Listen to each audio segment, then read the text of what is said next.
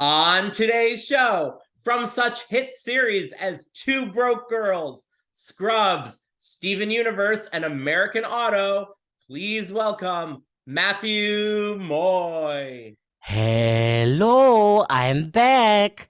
Like a crazy ex-girlfriend. Or like a stress pimple during the SATs and you're just stress eating. Anyway.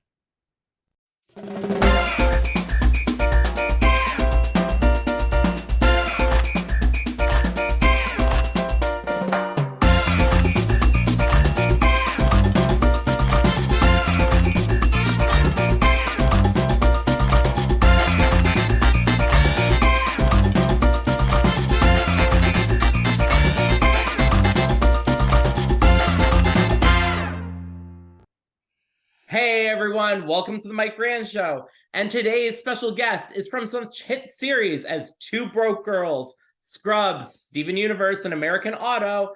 Please welcome Matthew Moy. Hey Matthew, how are you doing? Hi Mike, good to see you. It's really fun to be back. Thank you, great to have you back too. Now today we're going to catch up with Matthew, see what he's been up to since the last time he was on. The first thing I want to talk to you about, Matthew, is the latest project that you've been on, American Auto on NBC. Now, breaking news. I hate to be the one to tell you this. Canceled. Oh no, no. Wait, where did you find that out? Deadline just reported it. Oh. Did not get picked up for season 3. I'm so pissed because I loved American Auto. Oh, I know. I just worked on that this last year. You know, I got to say that cast, that crew, the creator they were all so nice, so fantastic to work with. Oh, it was a dream job. But, you know, Justin, he keeps the same people, so hopefully maybe he hires me again. Yeah, so I want to talk to you a little bit about American Auto. I went back and I watched season 1 and I watched you in season 2, and it was great. It was on right after Night Court, and I love the new, revamp of Night Court as well. But American Auto was such a funny show. Now, basically, your character was Dale. You just joined as a recurring character in the second season. So can you tell us a little bit about your memories of working on American Auto, and how did you get the part on American Auto? So first of all, I'm always tentative whenever a role that I audition for it says it's recurring, because it's always possibly recurring. It's let's see if we like you and then we'll bring you back if, we like you or you're good. Because I've been hired before on other shows. I think it was like How I Met Your Mother, where they're like, oh yeah, recurring. And then they didn't like me and I was like, yeah, that's never going to go forward. But anyway, so I got that audition. I did the audition. That was one of those auditions where I just had fun with it, did whatever I wanted. I was throwing my audition pages, acted kind of psycho during the audition, and Dale is kind of like the wild card of the employees. You never know what's going to come out of his mouth. I think in the beginning they made me like this anxious character, and now I'm kind of like this weird crossbreed of like Creed and other people from like The Office, where because I think in my last episode I say I'm on antipsychotics, so just out of nowhere. It's really fun. Now, also on the show is he played Wesley on the show, John Barinholtz. The best. Yes, he was Marcus on Superstore. So John, the creator, also did Superstore, which was another great show that I wish had continued on. So can you tell us a little bit about working with John? So John Barron, he's such a good guy. He's so funny. He's a writer too. He's written on a lot of other shows. I think he was writing on Mad TV because his brother Ike was on that. Um, Really cool guy. I mean, he was one of my favorite people to work with. He's so good at improv. Ex Mayo, she's really good at improv. Super funny, super personable. Oh, they're just all so nice. It's so refreshing. Um, when you have really good chemistry between a cast and they're all really nice and the crew's really good and nobody's stressing out too much. We're like, we gotta stay till like 1 a.m. It was just like regular work hours, super funny people. We had a blast laughing. But yeah, John did, I guess since we're canceled now, I'll talk about it. In one of my first episodes, John does this impression of Adam Sandler, right? And we always did so much improv on this show, and so much stuff got cut because Justin, the creator, he wanted to keep moving with the story. I think there was just so much to fit in each episode because there's a lot of backstory about the cars and stuff.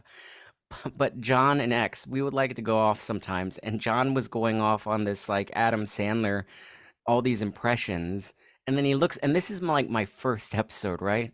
And I don't want to let people know I'm a weirdo, but I'm kind of a weirdo. And he goes into this Adam Sandler impression that's him going, I can't even do it. Like that. And he goes, Little Nicky, right? And like that's one of the only Adam Sandler movies I've seen. And I told him after, I was like, you mean the one where Hitler gets a pineapple up his butt? And then I was gonna say something like weird, like I'm allergic to pineapples, but I didn't because I thought it was too left field and too out of nowhere. But I told John later, and he laughed, so that made me feel better. But he's the best. And now, too, we do have to say you do have a little special guest with you today. We Oh, should introduce him. this is Bob. Bob can't control himself and wants to jump everywhere. If I let him roam the room, I'm fostering this little guy. Maybe I'll adopt him. We'll see. Bob's got to get more training in him, and having two dogs is a lot. It's like two children. Jesus. Yes, because now you recently got a new dog since last time we talked to you, because you didn't have a dog last time. Oh, I had no. Oh, I probably only had my cat. You had Unfortunately, the my cat. Because I passed away. remember, yep, I remember you asking on Instagram too if you should buy a dog. And I'm like, buy a dog, buy a dog. Oh, yeah, you were one of those people who told me get it. So my cat sadly passed. He had cancer, and then I got a dog. His name is Coco. He's outside. He's a little better behaved. Um, Bob is still a puppy. And now I'm fostering a second dog. So every day I'm doing at least 3 walks a day with these 2 dogs.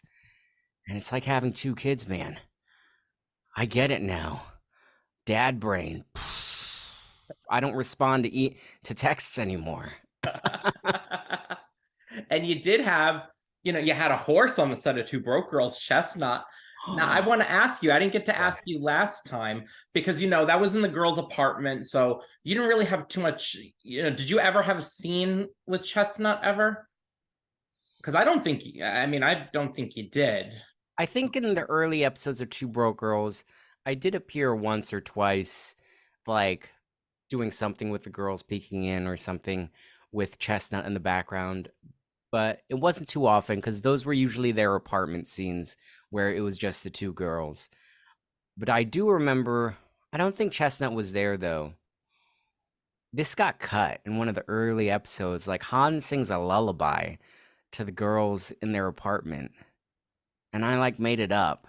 And then I couldn't remember it. And then I think they saw that, I was so inconsistent and just they cut it. But Chestnut might have been there. I don't remember. It could have been like Sheldon with Soft Kitty, They got to find that footage. It could be a popular song now. Oh, that's funny. The guy who created Big Bang Theory, I think he made that song. Or it's a song he used to sing to his kids. I don't remember. He told me the story, and it was really sweet. Yep.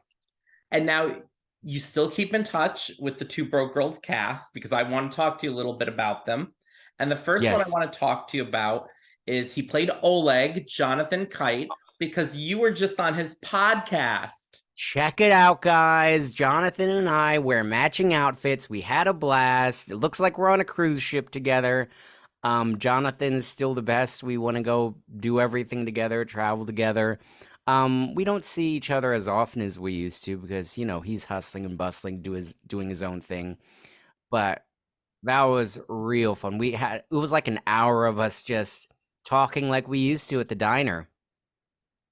Yep, and his podcast is called the Kite Club Podcast, so check it out.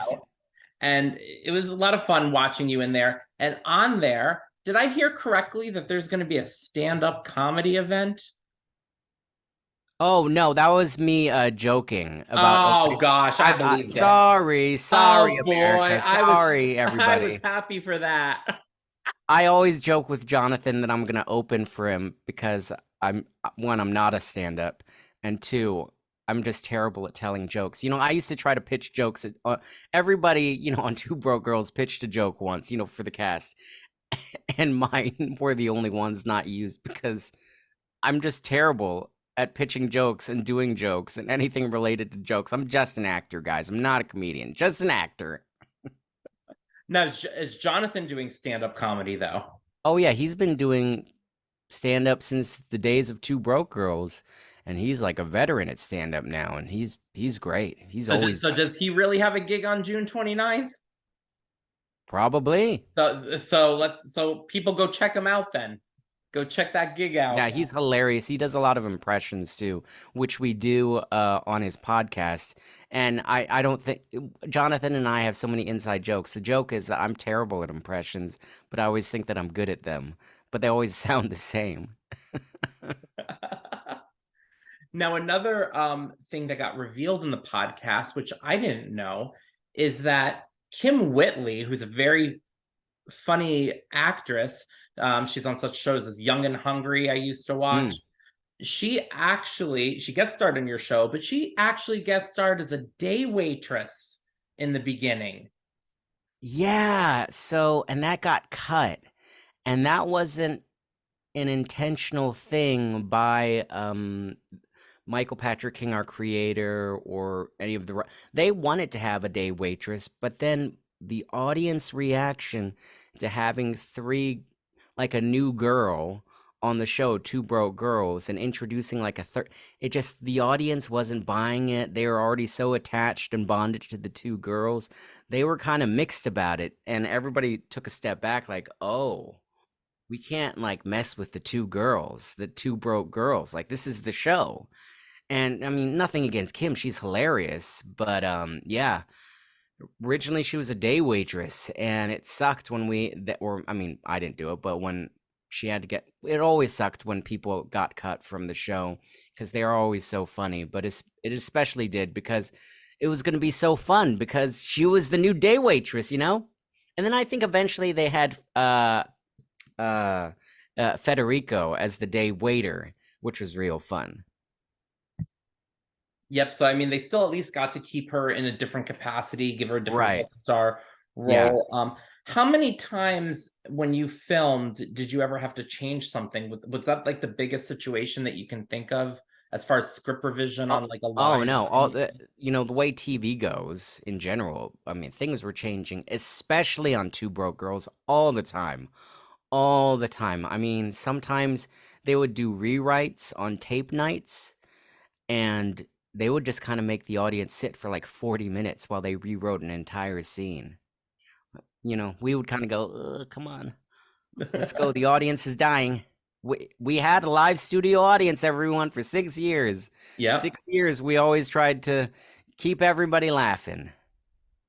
Yep, and you also had to too when you did your lines, you had to make them laugh the second, third, fourth time. How many ever takes it is, you had to get Yeah. that laughter out of that audience with the same way, correct? Yep. And if we could tell when a joke was, I don't want to say dying, but getting too, the audience was getting too used to it. So the writers would have alt jokes too, just to keep things fresh for the audience.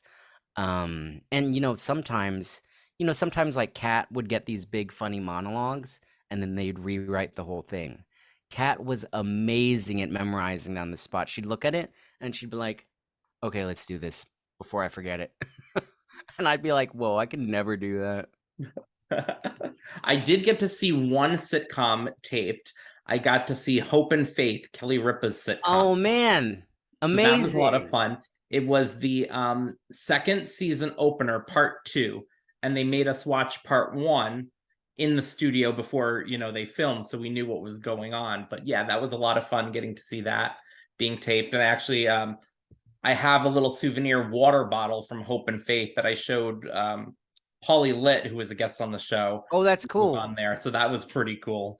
being Wait, in how long did you have to stay for that taping? that was long. I think I Yeah. got out. God, I don't remember what time it started, if it was 7 o'clock or whatever, but I feel like it was 4 or 5 hours. Yeah, tapings are long. I I would always tell my parents, you guys don't have to come. They're long. That I mean, they're special for people who are coming out of town. We had a lot of international people from like Australia, China, or people coming from over America, like Texas, who would fly in just to see a taping of Two Broke Girls, and that was always really cool. But for like my friends, I'd be like, God, it's like 6 hours, guys. Like you don't want to sit there for 6 hours, Yeah, but people some don't people do. realize. Yeah, Yeah, people don't realize how long it really does yeah, take to tape, and then it's just all condensed in that 22 yeah. minutes on air that you see. Yeah, yeah, our show was 19 minutes. For to fill a half-hour slot, it was 19 minutes. All right, do you want to go down? You want to go down, Bob? Or do you want to stay here? Sorry. Yeah, now they want all those commercial times. They shorten the show, Yeah.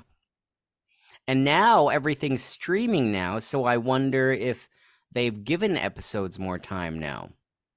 Yeah, it's interesting to see because the streaming time, some of them, they go longer, they go shorter, depending on the show. I know that I had seen they syndicated Fuller House on I saw it on, I think it's GAC, Great American Country, I think is the name of the Mhm. channel.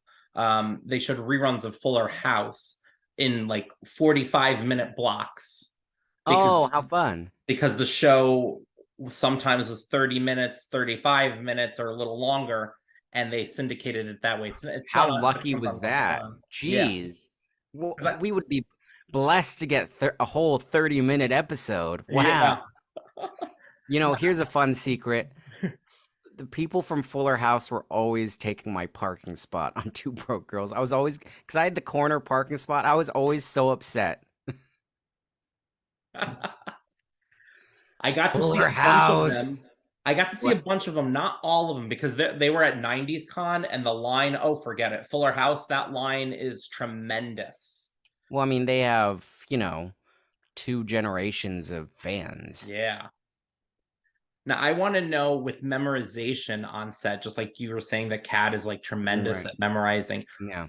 because you also do voiceover work. What are the main differences in memorization between your scripts on a sitcom, and what's the difference with memorizing with voiceover? So voiceover, you don't have to memorize the lines at all.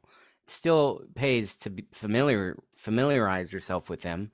The only time I think from voiceover you'd have to kind of memorize is if you're doing dubbing, where you're matching the lip flaps, and you kind of gotta memorize line by line. So it's like, okay, he's saying don't go in the house, so you gotta watch when they say it, don't go in the house, something like that. But sitcom, it's theater for TV for the camera. So we still gotta reach the audience, the live studio audience, and make them laugh, but we still gotta pull in the acting for TV so that everybody believes it. Now, It's different. since you were last on here, you did do some voiceover work on some shows. So can you Oh tell us yeah. about some of them? I have some listed here. Can Alice's you Wonderland Bakery, Teen Titans Go, and Hit Monkey. Okay. So Hit Monkey, I did a bunch of various characters, a bunch of the Japanese characters because it took place in Japan. I think Hit Monkey was a limited series, but I think they did get picked up for a season 2. So crossing my fingers that they bring me back to, voice various characters for that. And uh let's see. Oh, Alice's Wonderland Bakery. They're super sweet to work with. That's for Disney. And I play David of Spades. He's one of the cards. He's very sweet, very kooky. I think he has an episode that hasn't come out yet that's David of Spades centric, which I really like, and it's super goofy. Um, what else did you say? Um, what was the other show? Uh, Teen Titans Go. oh yeah, that on that show I'm folding paper man, and he's all about folding. I can fold myself 6 ways, and the seventh it hurts my back. He's really fun. That one I get to record at home in my home studio, and it's really cool because I worked the entire pandemic to make my home studio sound legit, and they're really fun. I get to work with the leads of Teen Titans over Zoom or whatever we're using, and the girl who plays Starfire, because Starfire talks in a certain way. Um, where she adds like a lot of thes and ofs, but she's been doing it for like 8 years, and she can just do it off the top of her head and go into that character. It's just so fun to watch as an outsider coming in. You're like, whoa, these people are talented. Yep. And then I want to go back a little bit to Two Broke Girls and just catch up with the rest of your cast to just talk about them Oh real yeah, quick. Have you seen Garrett Morris lately since last time we've been here? always having dinner or lunch with Garrett. He's great. Um, Gosh, how old is he now? And he's still so electric. What a fantastic, nice guy. One of my great friends. And now And when you see Garrett, are you guys going to the diner and getting recognized and people coming up to you and making their complaints about the waitresses to you? and nobody's ever making complaints about the waitresses to us. But we, recently, I think we went to this restaurant in Hollywood, and a bunch of us were there.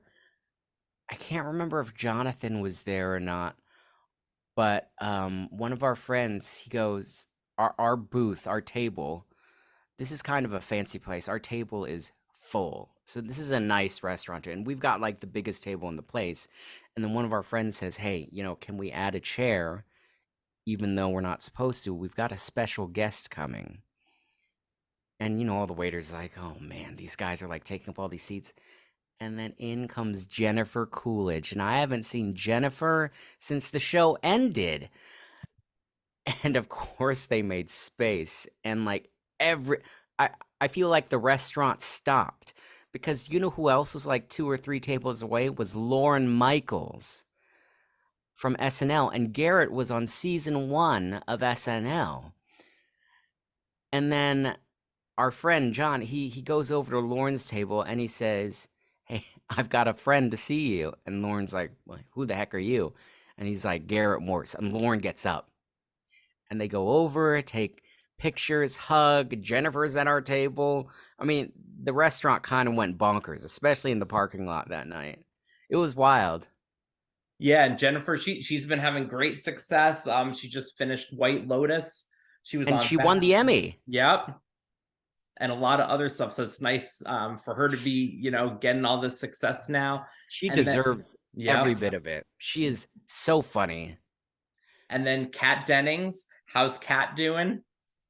Kat's great. I just wished her a happy birthday. I DM'd her, but she's probably inundated with DMs about her birthday the other day, so she didn't respond. But we DM each other a lot often, just random jokes sometimes. And then Beth Burr's busy with The Neighborhood. Funny show. How's Beth doing? Oh my god! I think they just finished season 5, 5 going into 6 now. going into 6. Two Broke Girls only lasted 6. Oh my! It's like she's done another whole run of a sitcom. It's amazing. I haven't seen Beth in a while, but we did run into each other at the smoothie shop by CBS Radford, where I think they film, and she's great. She had a baby, and I don't think she really was too public about it, but she posts pictures every now and then. I'm just like, wow, congrats. Because I remember when she was, when her husband, Michael, was just her boyfriend. And I was like, wow, life really does move forward. Two Broke Girls was on, it's 2023 now.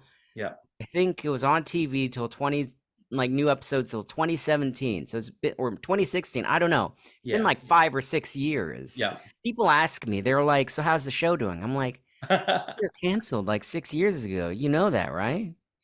Is your brain okay? You know that, right? They're still watching it, all over the place. They're watching it on TBS. They're streaming it everywhere. And that show's like a time capsule. Some people only get to it now. Yep. And when they talk to me about it like it's so fresh and new, it just brings me back to all the nostalgia of working on that show. We worked so hard on that show, but it was so fun. It's a chapter of my life I'll never forget. And I still have glitter in the cracks of all my body from that show. From the Super Bowl special, Yeah. to clear that up. So many great episodes on there. I was just watching the other day the one where Han had everyone participate in the escape room. That was a funny one, and it was great because you all got to be in the whole scenes. You know what I mean? For almost the whole half hour. Which I got to rewatch great. that episode because I did not fully appreciate escape rooms till I was in my late 30s, which is now. Before then, I was like too young for it. I was like, this is stupid. Escape rooms. Come on. I don't want to do trivia and all that. Now I love that stuff.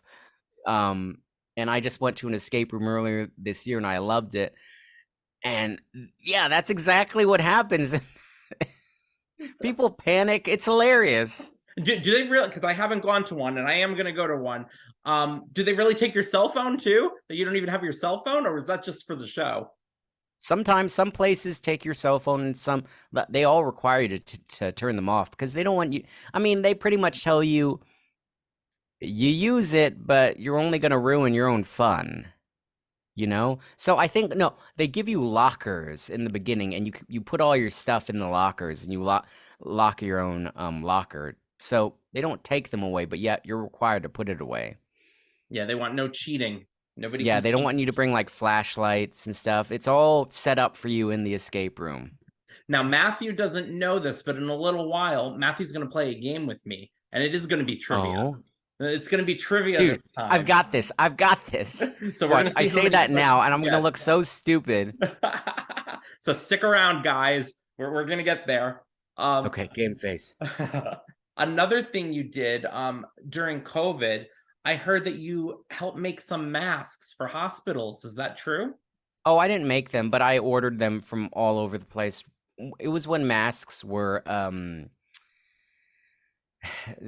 they were a lot of them were back ordered, so I was getting them from wherever I could so that the hospitals, at least in LA, could have some because nobody had masks back then. Now they're everywhere, but back then I was getting a lot of K94s and N95s, the masks so that really helped protect people's faces. And I went to like 5 or 6 hospitals and just gave them bags of masks and gloves and various other things to help out. They really liked it. One lady almost cried at one hospital. She's like, nobody ever remembers our hospital. Thank you so much. It was just really touching, and it's just heartbreaking to see when something that tragic happens to the world and nobody knows what to do and there's just chaos, Yep. But we made it through. We made it through. And something else that you made it through was a horror movie that you did. You were Oh gosh, we didn't talk about that last Had time. I done that last time already? I don't remember. It was called Exorcism at 60,000 feet. Right. Gosh, that was such a fun time. So I got to do that movie with Bai Ling, Lance Hendrickson. Oh, so many people. Kevin, the guy from Steel Magnolias. There were just so many people. And we were stuck on in a fake airplane fuselage in Canoga Park for like 2 weeks. It was the best. I've never eaten the best on set, except on that set. I love when I get to eat great on a set. It's so true. If everybody's fed well on set, we are all so happy. Some sets I've seen, like, they don't feed their actors or crew well, and everybody's grumpy. Oh yeah, that's true. Craft services have to be perfect. Yeah. Or nobody can do their lines right. Everybody And will be grumpy. it was right before, like, we were working up to the Wednesday before Thanksgiving, and I don't know how everybody else felt about it, but I loved it because it was like vacation for me. And I bought everybody pie on the last day that we were working, or the last week, I don't remember. It was so much fun. But the reason why I agreed to that script is because I get thrown up on.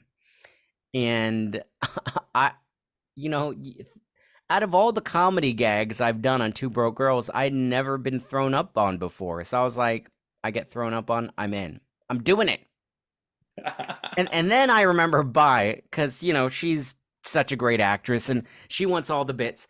Uh, she wanted to take that bit. She was like, I want to get thrown up on. That sounds like so much fun, because she loves comedy. And I was like, no, Bai, that is my bit.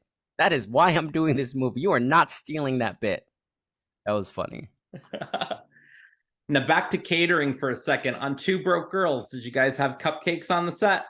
Oh yeah, of course. How could you not?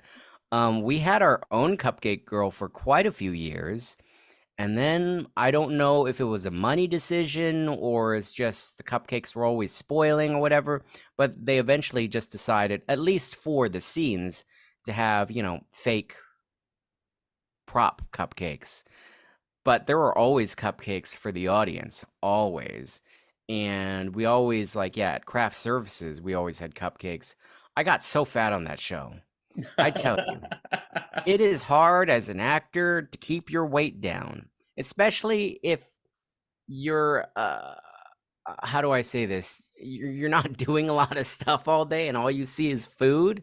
Like, how sometimes on rehearsal days we'd have lamb with mashed potatoes and all this other stuff, and you eat all that heavy food every day. Man, it was good. It's funny. I had to like get little salads from Trader Joe's after a while and like ignore all the nice sushi and fried foods and linguine and lamb chops and cookies. Like, we live right by, or Warner Brothers is right by this great bakery called Porto's in LA. We'd always have stuff like all this butter, croissants from Porto's, and I'd have to. The crew liked to call them power circles. The cookies were power circles. I try to use that excuse sometimes, but then I get more fat.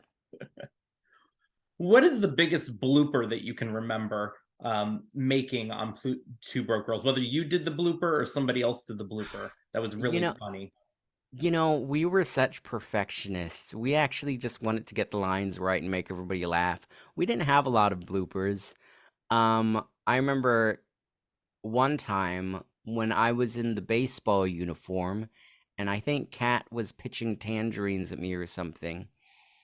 I was wearing as an actor, I was wearing a cup. Like, they had set me up with a cup because it was supposed to be a crotch shot where Han gets hit in the crotch. And I was like, come on, Kat, do it. I'm wearing the cup. But Kat doesn't like, she doesn't like to bully or hurt anybody. And like, she's very conscientious and kind about it. She's like, Matt, no, I'm not going to hit you. And I think just so she kept throwing to the side where it looks like it hits me.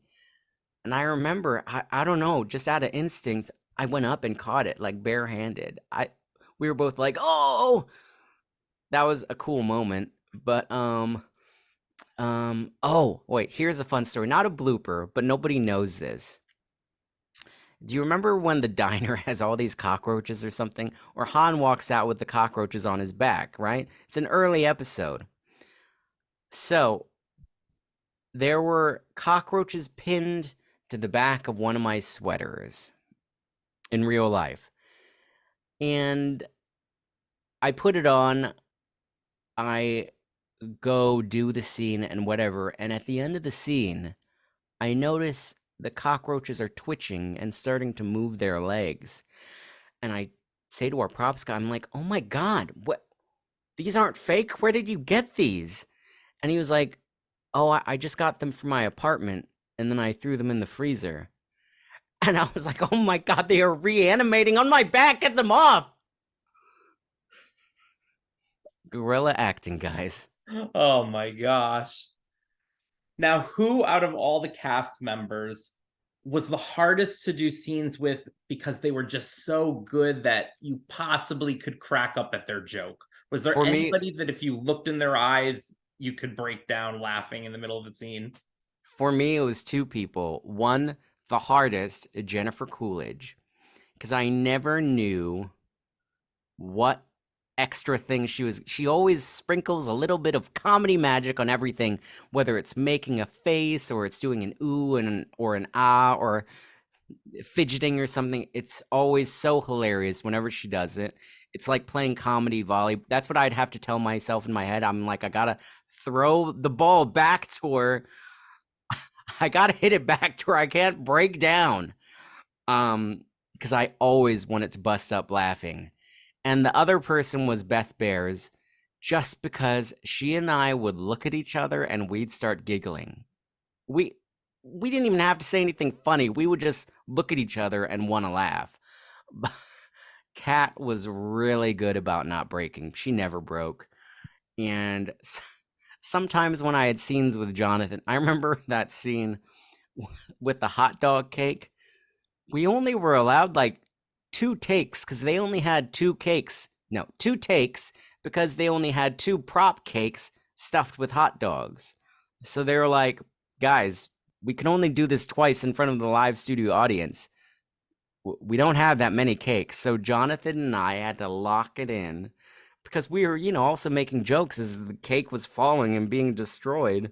And, we had to like put it back together. We did it, but we had a hard time keeping it together during that scene. See, I was one of those actors as well that if you were doing something with me, I'd be the one that you'd have a hard time not laughing at because I would always read my lines differently because I always wanted the biggest joke. So I'm trying to experiment with the wording, the way that I'm doing it, and stuff like Oh, that. yeah. So I'd always do that. You never know what I'm gonna say. You're one of those actors I gotta watch out for, keeping me on my toes. Yep, the tone of the scene, the way that I'm reading the line, everything. That's great for sitcoms. That Yep, is great for sitcoms, keeping everything fresh. yep. Now, what I want to know now is who have you never worked with that you would love to work with if you had the chance? Oh man, who have I never worked with? I'd love to have a scene with Neil Patrick Harris. I think he's so funny and so talented. I worked on How I Met Your Mother once, and I only get my scene wasn't with Neil, but I saw him in the hallway, and he gave me a head nod. He was like, "Hey, hi, have a great time on the show." I just thought, man, it would be such a cool, time working with you. I think also we had Jerry Trainer on our show from iCarly, but I don't think my scene was directly with him. I would have loved to have a scene with just me and Jerry because I worked on iCarly like 15 years ago, and just 15 years ago to now, it would be so cool. It would be like what a life journey. One other person I always really want to work with is Hal Linden. He was the landlord of Max and Caroline's apartment. He was such a pro, so funny, and I was like, please come back as the landlord. But Too Broke was always fitting in other stories, so if we had lasted longer. But gosh, that was a dream to work with Hal. Now, what advice do you have for anybody who's an aspiring actor? Especially now, things are kind of changing where there's not really in-person auditions, it's through Zoom, which kind of takes away from that getting to know the person right before they read the part and stuff like that. What kind of advice would you give someone? Well, times are changing, but in a way that now's the time.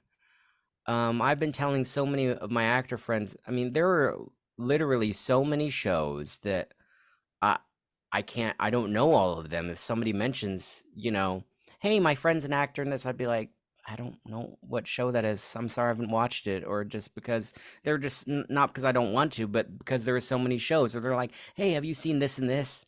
It's on my list. So now's the time for actors, streaming especially. They want fresh faces that nobody has seen. They want the next star. Sitcoms. Now is a great time for actors to try to get into sitcoms because sitcoms are kind of dying. We need actors to reinvigorate the sitcom genre. It's really hard to do a great sitcom. And and as far as the zooming and the self-taping, that's kind of cool because like even you, Mike, you can audition now from your house, from that background in the back. You don't need to come in. Who cares about that chit chat in the beginning? They get to know you through your acting and your audition, which is all that matters. Things are changing, but it's not in a bad way. It's just things are changing as the times change. And I think all of it's great. Yep.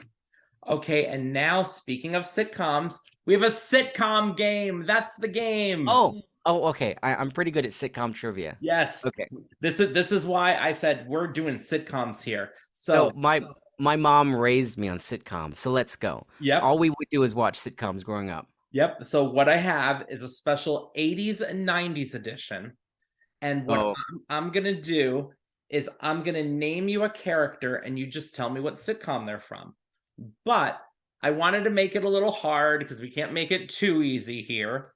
Yeah, so, I don't know a lot of 80s sitcoms. Oh, you don't know a lot of... Okay. Well, we'll see. I know whatever my mom watches. That's the thing. Okay. So it just depends. So we'll try. I think there's not too much. I think... Don't go easy on me, Mike. Come on.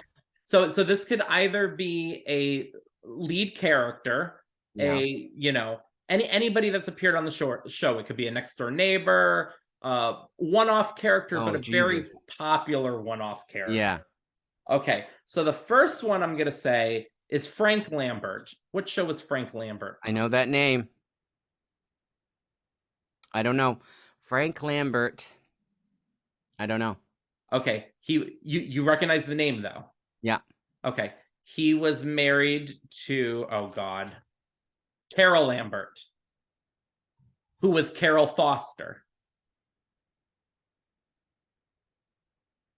It's like the gears are going in the back. I recognize. I don't know. I don't know. We've got JT, Dana, Cody. Oh! Step by Step. Yes, Step by Step. Okay. Next one, Luke Bauer. Another name I recognize. I don't know. I'm phoning a friend. He wasn't really part of the family. He was brought in by the family. And that family consisted of Mike, Carol, Ben, eventually Chrissy. Last name Seaver. Oh, this is Growing Pains. Growing Pains, yeah. You know, I never watched Growing Pains a lot. Okay. Patty Poole or Mrs. Poole? Nope, I don't know that one. Okay, that's the Hogan family. Did I watch the Hogan? God, that was like when I was 5 when I watched the Hogan family. Yeah. This one you might not know either, but Harriet Brindle. Is that the character? That's the character. Because I think this one was 80s. What did she do? She was the neighbor. She was a little girl. Small Wonder. Oh, I've never even seen that. Okay. I don't even know what that is. Okay. What's that show about? That was a robot. The daughter was a robot. No, that's Small Wonder was the one with the robot girl? Yes. Wait. The robot. What was Punky Brewster? Punky Brewster was the orphan. Oh, the orphan. Yeah. I remember the show with the robot girl. Yeah. Yep. Calvin Dobbs. Another name I recognize. Don't know where it's from. So his girlfriend was Brenda. Brenda is now a very famous actress. You've got me. Man, I'm failing at this. 227. I don't know what that is. What's 227? With Marla Gibbs and Sandra Jacquet. Man, why don't you live in LA, Mike? You know so much sitcom trivia. All right, maybe you'll know this one. She was a character never seen but talked about. Roselle Hoplander. Does that sound familiar? No. Mama's Family. Oh, I should know that one. I love Mama's Family. Mama's Family is hilarious. Gavin Dusler. Nope, you've got me. And that was the Growing Pains spinoff. If you didn't really watch Growing Pains, just the 10 of us. Oh. This one you may know. Jack Trenton. That's not Three's Company, is it? No. Nope. Jack Trenton. I don't know. What's a hint? Okay. His character was a criminal that got forced to do community service in a hospital. Criminal? He came in season 2. Criminal? The show lasted 3 years, so he was only there for season 2 and 3. Criminal?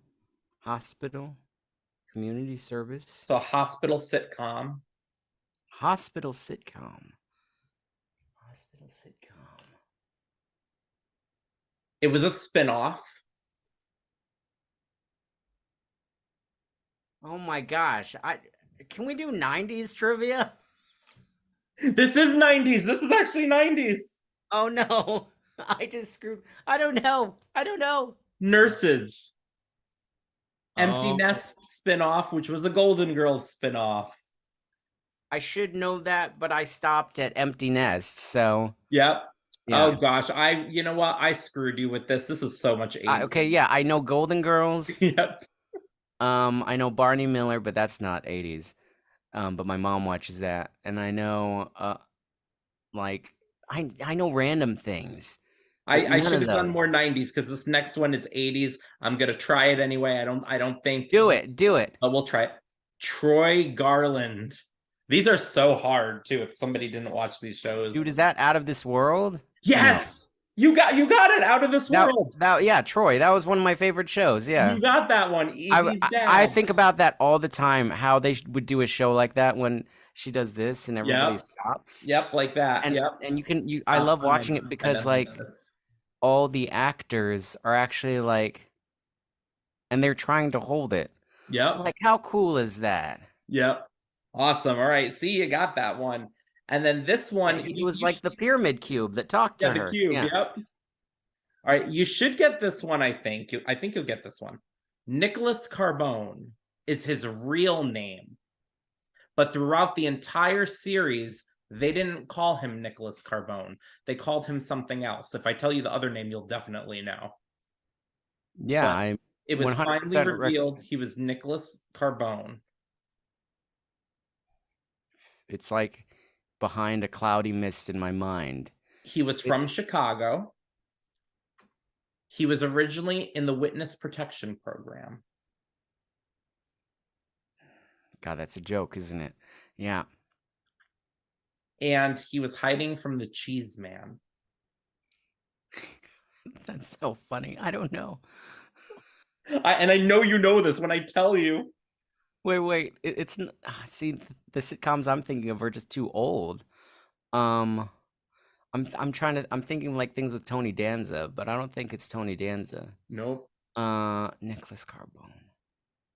God, I remember this scene happening. I don't know. He had and when he was in the Witness Protection Program, he lived on, what was it? I think a farm that had windmills. And oh, wait till I tell you who it is. Who is it? Miles Weber, the Golden Girls. Oh my gosh. Yep. Wow, I should have known that one. These were good questions. His real name is Nicholas Carbone? Nicholas Carbone was his real name on the show. His character's real name. I didn't know that. Yep. You know, I never really liked the Miles storyline. But we liked Betty White. Everybody loved Betty White. Betty White's amazing. And you see her all over the place. Any classic show. Oh my gosh. Betty White's everywhere. I know. What a career. Yep. What would you like to say to all the fans who are watching today? I would just like to say thank you for keeping and for continually watching our show to this day, and to all the newbies watching the show. That just makes me smile because we did that so long ago. 11 years ago was when we started the show, and every day people are still introduced to Two Broke Girls, and I'm glad it makes people laugh, brings a lot of joy to people, which makes me happy because sometimes we have down days, especially through this pandemic, or now we have a writer's strike or whatever. So I'm just glad that show still brings people joy, and thank you for watching. And how can people reach you on social media? I'm just on Instagram, on the Moy Wonder on Instagram, and that's pretty much it. I'm not on Twitter anymore. I accidentally deleted my account.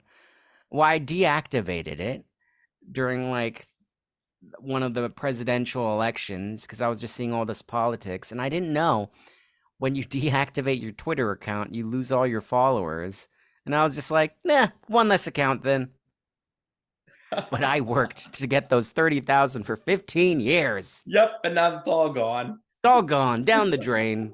And then Monopoly money. Everybody follow me too. I'm on Instagram at official Mike Grand, Facebook official Mike Grand, Twitter at MikeGrandCom, website MikeGrand.com, and on YouTube we're at the Mike Grand and at official Mike Grand. So many ways to find me. Everybody watch it. Mike gets the best gets. Thank you. He's so nice.